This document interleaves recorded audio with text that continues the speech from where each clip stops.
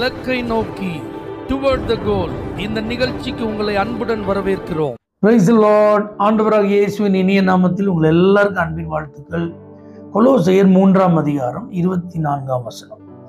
எதை செய்தாலும் அதை மனுஷர்களுக்கென்று செய்யாமல் கர்த்தருக்கென்றே மனப்பூர்வமாய் செய்யுங்கள். நம்ம எந்த காரியத்தை செஞ்சாலும் சுயநலத்தோடு நம்ம செய்யக்கூடாது, பெயர் பிரஸ்தாபத்துக்காக நம்ம செய்யக்கூடாது, கடமைக்காக நம்ம செய்யக்கூடாது, கட்டாயத்தினாலும் செய்யக்கூடாது. கர்த்தர் இந்த வேலையை நமக்கு செய்வதற்கு வாய்ப்பை தந்திருக்கிறார்.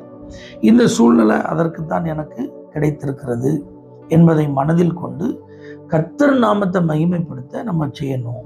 இதுதான் பைபிள் நமக்கு சொல்ற ஆலோசனை. ஒரு ஹாஸ்பிட்டல்ல பாருங்க, ஒரு பேஷண்ட் ட்ரீட்மெண்ட்டுக்காக அந்த மருத்துவமனையில் தங்கியிருந்த போது எதிர்பார்க்காம தண்ணி கொஞ்சம் கீழே கொட்டிட்டு, இப்போ அவர் கீழே இறங்கி அதை க்ளீன் பண்ண முடியாது, காலை தண்ணியில் வச்சா வலிக்கிறக்கூடாது. ஆகவே உதவியாளரை கூப்பிட்டு தயவு செய்து தெரியாமல் இந்த தண்ணி கொட்டிட்டு கொஞ்சம் க்ளீன் பண்ணிடுவீங்களா அப்படின்னு கேட்டப்ப அந்த உதவியாளர் வந்து அந்த தண்ணியை பார்த்தார். இதை நாங்கள் க்ளீன் பண்ண மாட்டோம், ஏன்னா கொஞ்சமாக கொட்டினா தான் நாங்கள் க்ளீன் பண்ணுவோம்.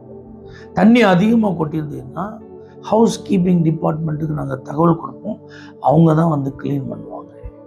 அங்கே தகவல் கொடுக்கப்பட்டது. ஹவுஸ் கீப்பிங் டிபார்ட்மெண்ட் வந்து அவங்க வந்து பார்த்தாங்க, தண்ணி கொஞ்சம் தான் கொட்டியிருக்கு, நிறைய கொட்டினா தான் நாங்கள் க்ளீன் பண்ணுவோம், கொஞ்சமாக கொட்டியிருக்கிறதுனால அவங்க உதவியாளர் தான் க்ளீன் பண்ணணும்.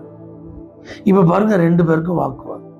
நீங்கள் தான் க்ளீன் பண்ணணும்னு உதவியாளர் ஹவுஸ் கீப்பிங் டிபார்ட்மெண்ட்டை பார்த்து சொல்ல, ஹவுஸ் கீப்பிங் டிபார்ட்மெண்ட் உள்ளவங்க உதவியாளரை பார்த்து நீங்கள் தான் க்ளீன் பண்ண சொல்ல. இந்த நோயாளி பொறுமை இழந்துட்டார், பார்த்துட்டே இருந்தார். உங்கள் வாக்குவாதம் முற்றிக்கொண்டே இருக்கிறது, பேச்சை நிறுத்தவே இல்லை. டக்குன்னு ஒரு பாட்டில் இந்த தண்ணியெல்லாம் கீழே கொட்டி, இப்போ யார் நீங்கள் க்ளீன் பண்ண போகிறீங்க, முடிவு பண்ணுங்கன்னு சொன்னார்.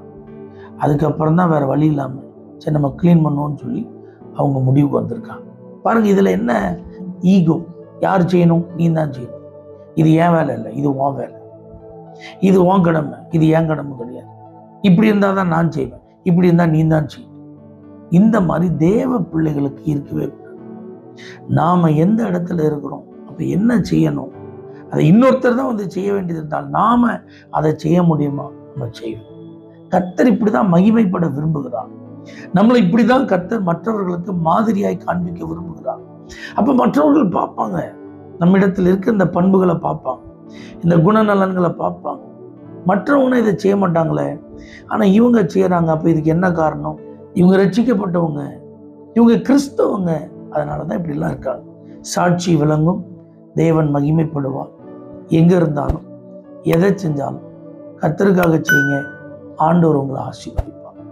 பரலோக தேவனே, எதை செய்தாலும் உங்கள் நாமத்தின் மகிமைக்காக செய்ய கிருபை தாரும்.